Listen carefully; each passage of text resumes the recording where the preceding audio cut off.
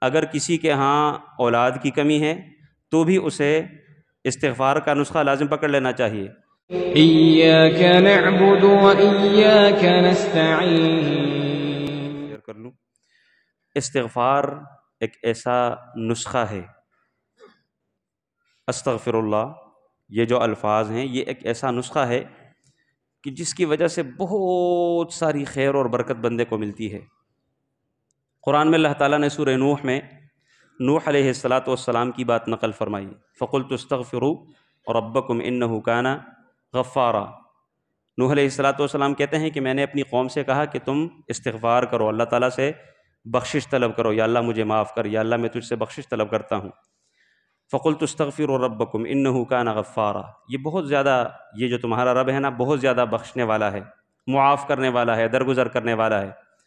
اب یہ صرف یہ نہیں کہ گناہ معاف ہوں گے، یرسل السماء علیکم مدرارا، بارشیں بڑی ہوں گی، ویمددکم باموال وبنین، اللہ تعالیٰ تمہیں مال بھی دے گا، بیٹوں سے بھی نوازے گا، ویجعل لکم جنات ویجعل لکم انہارا، اللہ تعالیٰ تمہیں باغات سے نوازے گا، اللہ تعالیٰ تمہیں نہروں سے، پانی کی فراوانی سے نوازے گا۔ یہ سب کچھ کس کا نتیجہ ہے؟ استغفار کا۔ لہٰذا اگر کسی کو رزق کی کمی ہے تو بھی اسے استغفار کا نسخہ لازم پکڑ لینا چاہیے۔ اگر کسی کے ہاں اولاد کی کمی ہے تو بھی اسے استغفار کا نسخہ لازم پکڑ لینا چاہیے۔